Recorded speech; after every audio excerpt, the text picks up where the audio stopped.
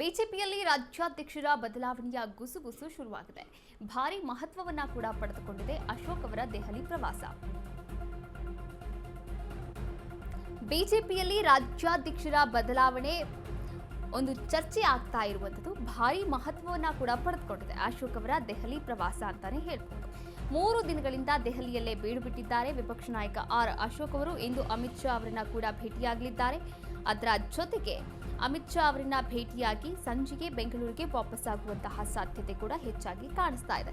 ಹಾಗಾದ್ರೆ ಕೇಂದ್ರ ಗೃಹ ಸಚಿವರ ಜೊತೆ ರಾಜ್ಯಾಧ್ಯಕ್ಷರ ಬಗ್ಗೆ ಚರ್ಚೆಯನ್ನ ಮಾಡ್ತಾರಾ ವಿಪಕ್ಷ ನಾಯಕರಾದಂತಹ ಅಶೋಕ್ ಅವರು?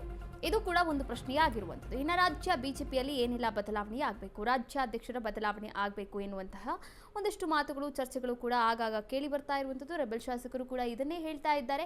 ಒಟ್ಟಾರೆಯಾಗಿ ಇವಾಗ ಹೈಕಮಾಂಡ್ ಏನು ನಿರ್ಧಾರವನ್ನು ತೆಗೆದುಕೊಳ್ಳುತ್ತೆ, ಇದು ಕೂಡ ಒಂದು ಪ್ರಶ್ನೆಯಾಗಿರುವಂಥದ್ದು. ಇನ್ನು 3 ದಿನಗಳಿಂದ ಕೂಡ ದೆಹಲಿಯಲ್ಲೇ ಬೀಡುಬಿಟ್ಟಿರುವಂತಹ ಅಶೋಕ್ ಅವರು ಯಾರ್ಯಾರ ಜೊತೆ ಏನೇನು ಚರ್ಚೆಯನ್ನು ಮಾಡಿದ್ದಾರೆ, ಈ ಬಗ್ಗೆಯೂ ಕೂಡ ಭಾರಿ ಕುತೂಹಲವನ್ನು ಕೂಡ ಮೂಡಿಸಿರುವಂಥದ್ದು. ಒಟ್ಟಾರೆಯಾಗಿ ಇದು ತುಂಬಾನೇ ಮಹತ್ವ ಪಡೆದುಕೊಂಡಂತಹ ಒಂದು ಪ್ರವಾಸ ಅಂತಾನೆ ಹೇಳ್ಬೋದು ಅಶೋಕ್ ಅವರಿಗೆ.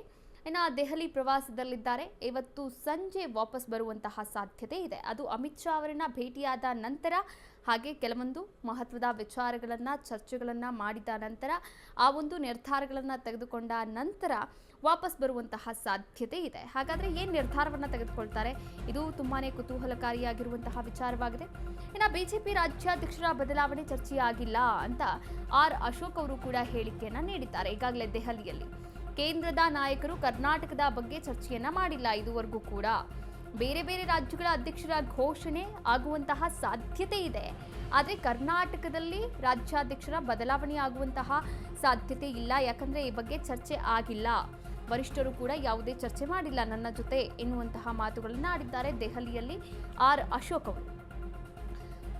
ಬಿಜೆಪಿಯ ರಾಜ್ಯಾಧ್ಯಕ್ಷರ ಬದಲಾವಣೆಯ ವಿಚಾರವಾಗಿ ಆರ್ ಅಶೋಕ್ ಅವರು ಏನು ಮಾತನಾಡಿದ್ದಾರೆ, ಹೈಕಮಾಂಡ್ ಜೊತೆ ಏನು ಚರ್ಚೆ ಮಾಡಿದ್ದಾರೆ, ಅದರ ಬಗ್ಗೆ ಒಂದು ಡೀಟೇಲ್ಸ್ ಇದೆ, ಅವರೇ ಹೇಳ್ತಾರೆ, ನೋಡ್ಕೊಂಬರೋಣ. ಆತರ ಅಧ್ಯಕ್ಷರ ಬಗ್ಗೆ ಯಾವುದೇ ರೀತಿ ಚರ್ಚೆಗಳು ಇಲ್ಲಿ ನಡೆದೇ ಇಲ್ಲ.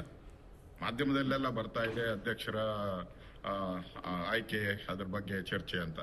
ಯಾವುದೇ ಚರ್ಚೆಗಳನ್ನ ಮಾಡಿಲ್ಲ. ಇನ್ನು ನಮ್ಮ ಕರ್ನಾಟಕದ ಸಬ್ಜೆಕ್ಟೇ ಬಂದಿಲ್ಲ. ಇನ್ನು ಕೇಂದ್ರದಲ್ಲಿ ಇನ್ನು ಕರ್ನಾಟಕ ಸಬ್ಜೆಕ್ಟೇ ಬಂದಿಲ್ಲ. ಇನ್ನು ಬೇರೆ ಬೇರೆ ರಾಜ್ಯಗಳದ್ದು ಅಧ್ಯಕ್ಷರ ಒಂದು ಘೋಷಣೆ ಇದೆ.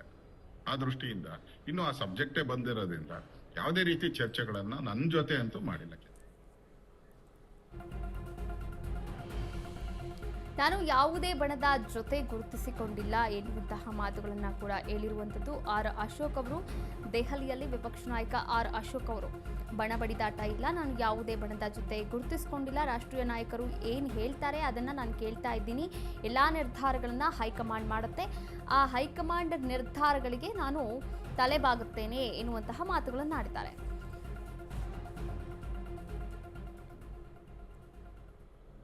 ನಾನು ಯಾವ ಬಣಕ್ಕೂ ಸೇರಿದವನಲ್ಲ. ನಾನು ತಟಸ್ಥ ಬಣನೂ ಅಲ್ಲ, ಈ ಬಣನೂ ಅಲ್ಲ. ನಾನು ಬಹಳ ಹಳೆ ಕಾರ್ಯಕರ್ತ. ಸುಮಾರು 45 ವರ್ಷ ಈ ಪಾರ್ಟಿಯಲ್ಲಿ ಕೆಲಸ ಮಾಡಿದ್ದೀನಿ. ಎಮರ್ಜೆನ್ಸಿ ಈಗ 50 ವರ್ಷ ಆಗ್ತಾ ಇದೆ. ಎಮರ್ಜೆನ್ಸಿಯಲ್ಲಿ ನಾನು ಜೈಲಲ್ಲಿದ್ದೆ. ಅಯೋಧ್ಯೆ ಇಶ್ಯೂಲ್ಲಿ ನಾನು ಹೋರಾಟ ಮಾಡಿದ್ದೀನಿ. ನನಗೆ ಪಾರ್ಟಿ ಆ ಥರದ್ದು ಯಾವುದೇ ಬಣದ ಜೊತೆ ಗುರುತಿಸ್ಕೊಳ್ಳುವಂಥ ಅವಕಾಶ ನನ್ನ ಮನಸ್ಸಲ್ಲಿ ಯಾವತ್ತೂ ಕೂಡ ಬಂದಿಲ್ಲ.